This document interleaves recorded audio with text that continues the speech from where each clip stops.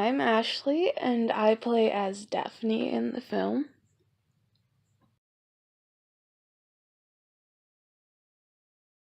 I was approached by Jordan when he was asking for roles and stuff like that, and yeah.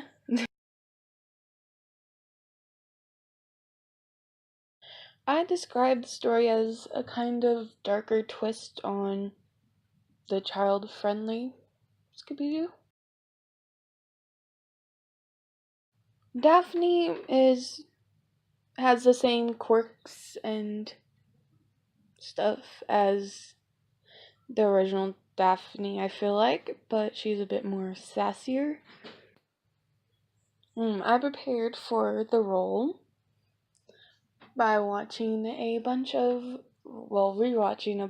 Scooby-Doo episodes, so I can get her voice similar. There weren't really any obstacles. Hey, sorry to interrupt her interview. I believe what she meant to say on not any obstacles is probably in terms of how she got the character portrayed, because I asked her to mostly be herself, nothing. I mean, at the time I was with Eric's and his place when we were doing the voice role. Anyway, there were other obstacles that I would like to share from my point of view. Like most actors who are in smaller amateur productions, there's a lot of scheduling conflicts in time, And Ashley's a very, very busy person. At the time when we first started casting her and recording her lines in the month of July, she was, I believe, starting her senior year in high school, and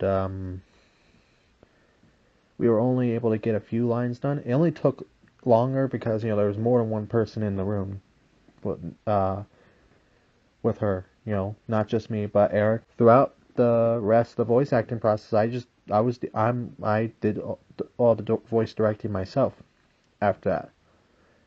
And there are other times where actors just sent me their lines, so therefore it was a lot harder to get her come back to finish the rest of her lines, So I believe it was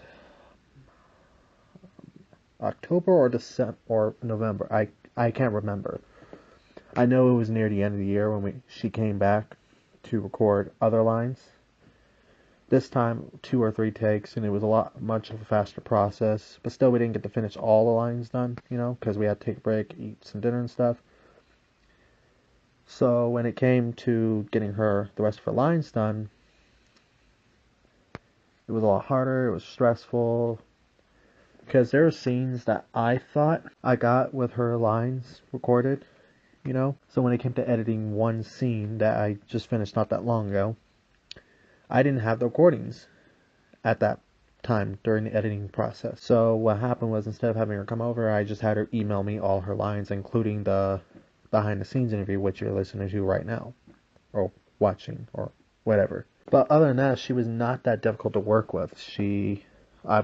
It was more or less her emotions, how she delivered lines that I want. That took a couple takes, So when she was going to email me the final few lines that she had, I was scared at first, but she pulled off really well with her lines. It sounded like the character I wanted in my head. The other obstacles was when it came to clean up my storage and stuff on my laptop. I was stupid enough to delete one file, which meant I had to get her to retake that line again. But other than that, there was no other obstacles. Just that scheduling was bad. She's the longest actor I've worked with, the longest, So I mean, forgive me if I'm sounding like I'm rambling. The original cut of this interview is roughly 2 minutes and 8 seconds, and so I'm trying to extend it a little bit. To which, to people watching and listening to this, I apologize for this being shorter than most episodes. Usually, the first 3, each episode before this got longer and longer and longer. So I promise you that after this episode, episode 5, 6, and 7, and 8 will be a lot longer. Especially 7. It will be a much longer episode. Anyway, I'm going to let Ashley finish here. And you have yourself a nice day. Bye.